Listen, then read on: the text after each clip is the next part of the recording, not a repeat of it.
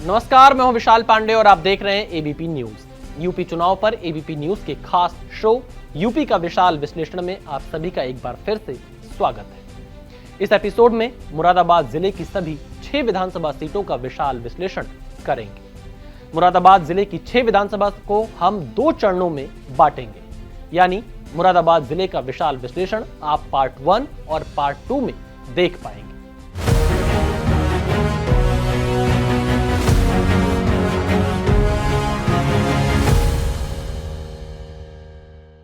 मुरादाबाद का पुराना नाम चौपला था, जो कि तराई और कुमायूं के क्षेत्र में व्यवसाय का मुख्य केंद्र माना जाता था। मुरादाबाद को पीतल नगरी के रूप में जाना जाता है। देश दुनिया में मुरादाबाद की पहचान ब्रास सिटी के रूप में है। दिल्ली से लगभग 160 किलोमीटर और लखनऊ से लगभग 350 किलोमीटर की दूरी पर मुरादाबाद है। पीतल हस्तशिल्प का कारोबार इस शहर की शान है। गन्ना खेती यहां भी बड़े पैमाने पर की जाती है। राजनीतिक तौर पर मुरादाबाद जिले में समाजवादी पार्टी और भाजपा के बीच सीधी लड़ाई है। 2014 के लोकसभा चुनाव के बाद से मुरादाबाद जिले में सपा और भाजपा का ही बोलबाला देखने को मिल रहा है। मुरादाबाद जिले में एक भी विधानसभा सीट एससी समाज के लिए आरक्षित नहीं है। यहाँ की सभी 6 विधानसभा सीटें सामान्य हैं। मुरादाबाद में 6 विधानसभा सीटें हैं। मुरादाबाद जिले की बिलारी और कुंदरकी विधानसभा सीट संभल लोकसभा का हिस्सा है। मुरादाबाद जिले में कुल 6 विधानसभा सीटें हैं। कांट, ठाकुरद्वारा, मुरादाबाद ग्रामीण, मुरादाबाद शहर, कुंदरकी और बिलारी। 2022 के विधानसभा चुनाव में मुरादाबाद जिले की 6 विधानसभा सीटों में से 5 सीटों पर समाजवादी पार्टी ने जीत दर्ज की थी। बीजेपी सिर्फ 1 सीट ही जीत पाई थी। हालांकि लोकसभा चुनाव के बाद जब कुंदरकी विधानसभा में उपचुनाव हुआ तो बीजेपी ने कुंदरकी में सपा को हरा दिया। यानी मौजूदा समय में मुरादाबाद जिले में सपा के 4 विधायक तो बीजेपी के 2 विधायक हैं। 2022 के विधानसभा चुनाव में उत्तर प्रदेश में सपा और आरएलडी का गठबंधन था। पश्चिमी यूपी में बीजेपी अकेले चुनावी मैदान में थी। बीएसपी और कांग्रेस की राह भी अलग थी। यूपी के विशाल विश्लेषण में मुरादाबाद जिले के पार्ट 1 की शुरुआत करते हैं। एपिसोड पार्ट 1 में हम बात करेंगे कांट, ठाकुरद्वारा और मुरादाबाद ग्रामीण विधानसभा सीट की। तो सबसे पहले शुरू करते हैं कांट विधानसभा सीट का विशाल विश्लेषण। कांट सीट की विधानसभा संख्या 25 है। कांट रामगंगा नदी के किनारे मौजूद है और यहां गन्ने की खेती बड़े पैमाने पर होती है। कांट विधानसभा सीट पर पहला चुनाव साल 1957 में हुआ था। इस विधानसभा सीट की खासियत यह है कि हर बार अपना विधायक यह सीट बदल देती है। कांट विधानसभा सीट पर राजनीतिक दल भी नए नए प्रयोग करने से परहेज नहीं करते। 2012 में पीस पार्टी, 2017 में बीजेपी, 2022 में सपा ने इस विधानसभा सीट पर जीत हासिल की। साल 2024 के लोकसभा चुनाव में कांट विधानसभा सीट पर सपा पहले नंबर और बीजेपी दूसरे नंबर पर रही। 2022 विधानसभा चुनाव में समाजवादी पार्टी के कमाल अख्तर कांट सीट पर चुनाव जीते। बीजेपी ने राजेश सिंह चुन्नू को टिकट दिया था। बसपा ने अफक अली खान और कांग्रेस ने मोहम्मद इसरार को प्रत्याशी बनाया था। 2026 में एसआईआर के बाद कांट विधानसभा सीट पर 3,71,072 मतदाता हैं। 2024 के लोकसभा चुनाव में कांट विधानसभा सीट पर 3,92,364 मतदाता थे। यानी एसआईआर के बाद 21,292 वोट कांट विधानसभा सीट में कम हुए हैं। कांट को मुस्लिम, एससी और जाट बाहुल्य सीट मानी जाती है। इस सीट पर सैनी समेत अति पिछड़ी जातियों का वोट भी बहुत ही अच्छी खासी संख्या में है। 2022 के विधानसभा चुनाव में कांट विधानसभा सीट के चुनावी नतीजे भी अब आपको बता देते हैं। कांट विधानसभा सीट पर 2022 में समाजवादी पार्टी को 1,34,692 वोट मिले। बीजेपी को 91,514, बसपा को 36,341, एआईएमआईएम को 2,886 और कांग्रेस को 1,470 वोट ही हासिल हो पाए। 2022 के विधानसभा चुनाव में समाजवादी पार्टी के कमाल अख्तर ने 43,178 वोटों से बीजेपी के राजेश चुन्नू को चुनाव हरा दिया। सपा ने कांट सीट पर बहुत बड़े अंतर से जीत दर्ज की। बीजेपी को 91,514 वोट मिले। सपा को 49.19% और बीजेपी को 33.42% वोट मिले। सपा और बीजेपी के बीच 15.77% वोटों का फासला रहा। बसपा को 36,341 वोट मिले। कांग्रेस से ज्यादा वोट तो असदुद्दीन ओवैसी की पार्टी को मिल गए, लेकिन ना तो एआईएमआईएम और ना ही कांग्रेस 3,000 वोटों का भी आंकड़ा पार कर पाए। 2022 के विधानसभा चुनाव में कांट सीट पर मुस्लिम वोट एक तरफा समाजवादी पार्टी के पास गए। इसके अलावा सैनी और कश्यप समाज का कुछ वोट सपा की तरफ गया, जबकि जाट, गुर्जर और ओबीसी की अन्य जातियों का वोट बीजेपी की तरफ चला गया। ब्राह्मण, क्षत्रिय और वैश्य समाज का वोट भी बीजेपी को हासिल हुआ। सपा ने बीजेपी के सैनी और कश्यप वोटों में सेंध लगाई। बीएसपी ने काट सीट पर एससी समाज का वोट लिया, जबकि एससी की कई अलग अलग जातियों का वोट बीजेपी और सपा दोनों को मिला। 2022 के विधानसभा चुनाव में तो सपा ने लगभग 43,000 से काट विधानसभा सीट जीत ली, लेकिन 2024 के लोकसभा चुनाव में काट विधानसभा सीट पर क्या काट की हांडी दोबारा चढ़ी या फिर बीजेपी ने परचम लहराया? यह समझने के लिए 2024 लोकसभा चुनाव में काट विधानसभा सीट पर किस पार्टी को कितने वोट मिले, इन आंकड़ों को भी देख लेते हैं।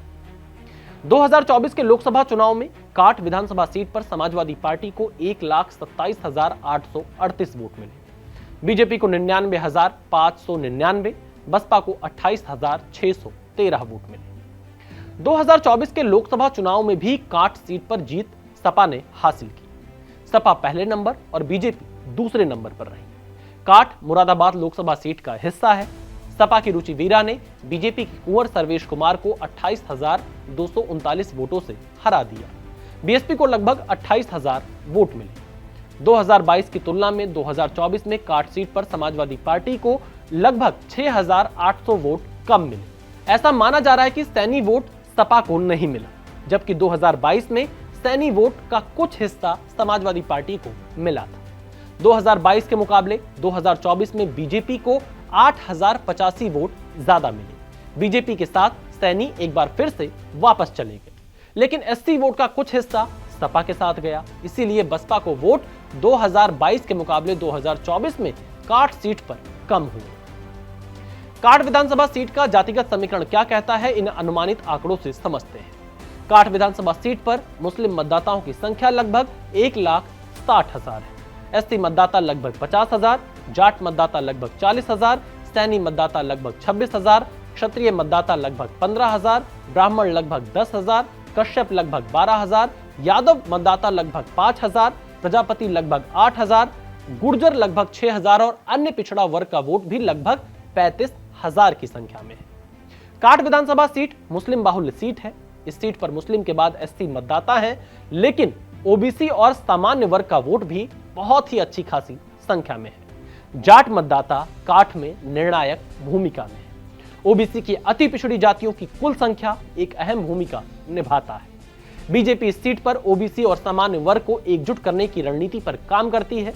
इसके अलावा एससी वोट पर सपा और भाजपा दोनों की नजरें हैं। मुस्लिम के बाद ओबीसी वोट ही हार जीत तय करता है। काट के बाद अब बात करते हैं मुरादाबाद जिले के ठाकुरद्वारा विधानसभा सीट की। ठाकुरद्वारा सीट की विधानसभा संख्या 26 है। मुरादाबाद का ठाकुरद्वारा कोचिंग का एक बड़ा हब है। यहां पर लोग दूर दूर से स्टेनोग्राफी सीखने आते हैं। खेती किसानी इस क्षेत्र का प्रमुख काम है। ठाकुरद्वारा सीट को बीजेपी का गढ़ भी कहा जाता है।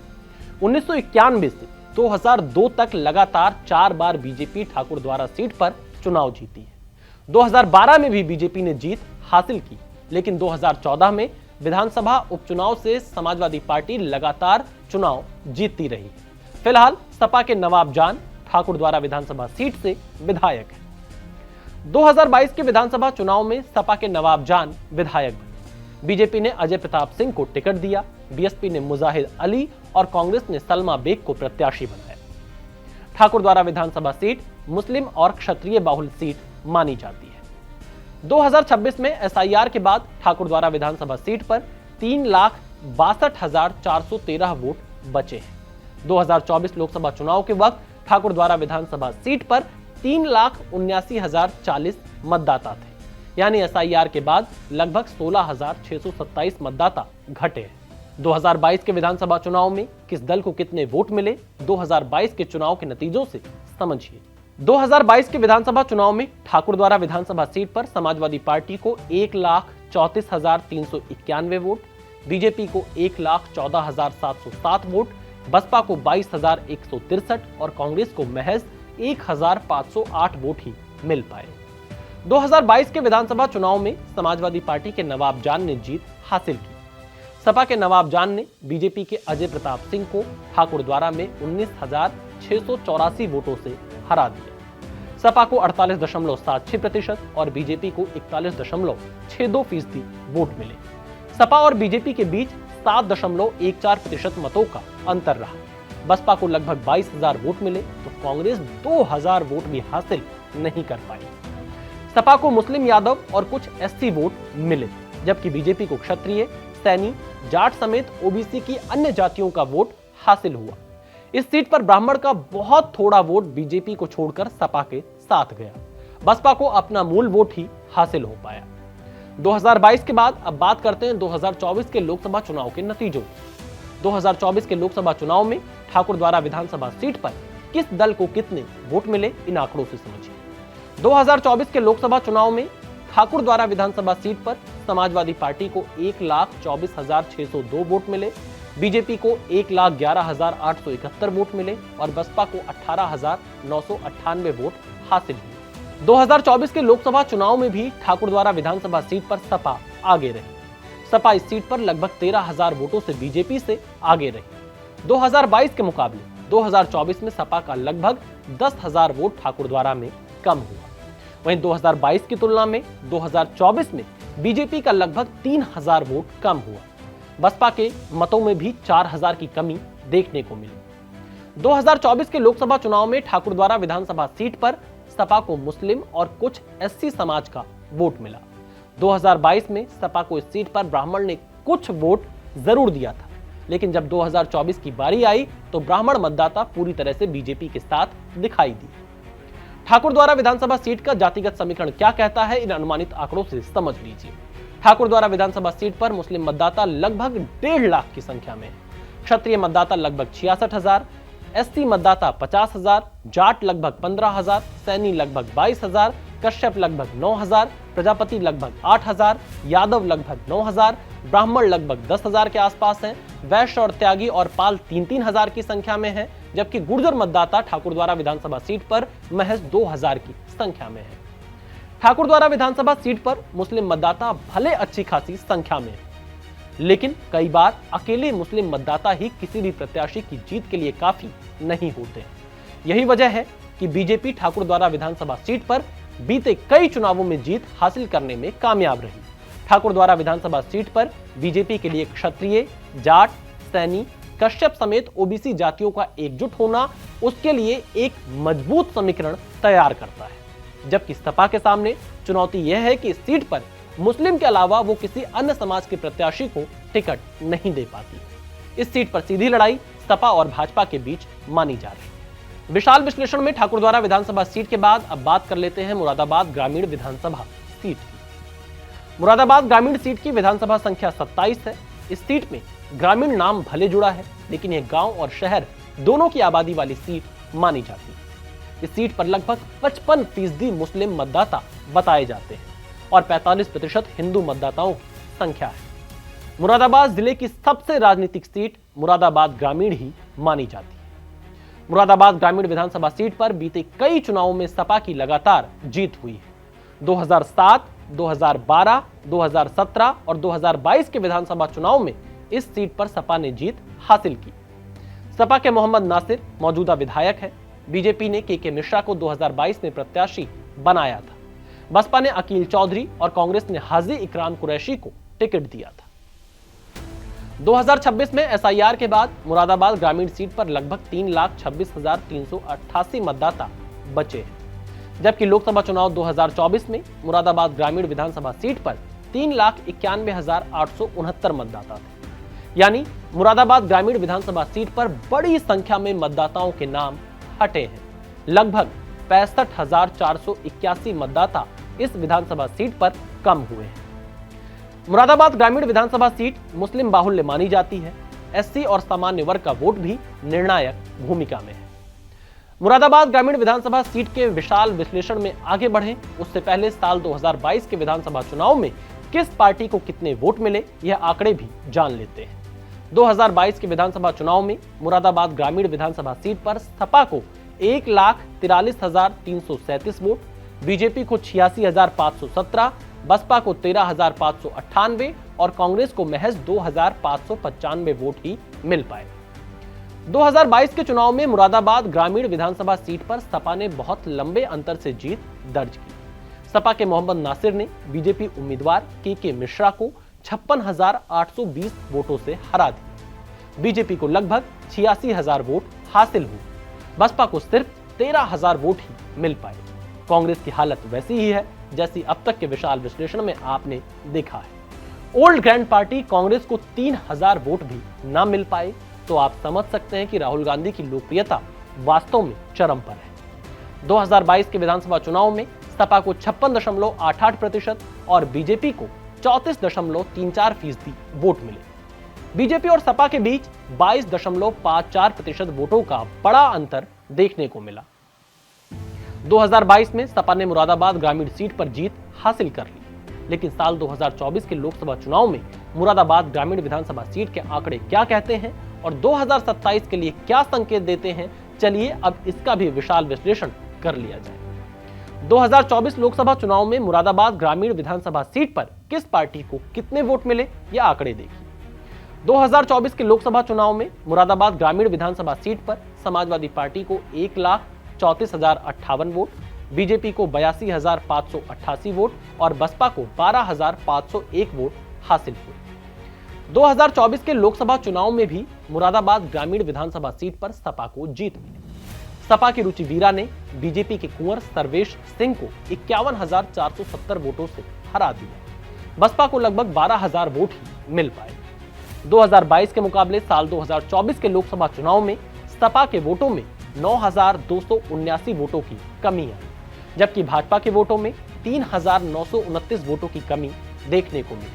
लेकिन दोनों ही दल लगभग 2022 वाले आंकड़े दोहराने में कामयाब रहे। इसका मतलब साफ है कि मुरादाबाद ग्रामीण सीट पर सपा के साथ मुस्लिम मतदाताओं ने एक तरफा वोट किया तो हिंदू मतदाताओं ने भी बीजेपी की तरफ वोट किया।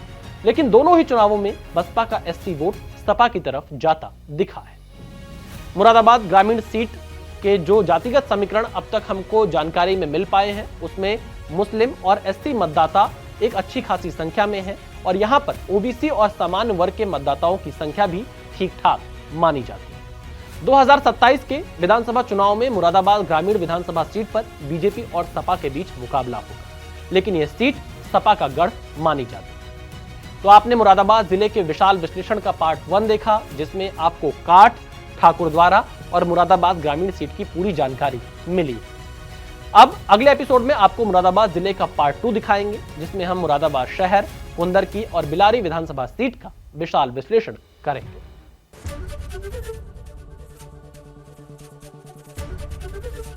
एबीपी गंगा, खबर आपकी, जुबान आपकी।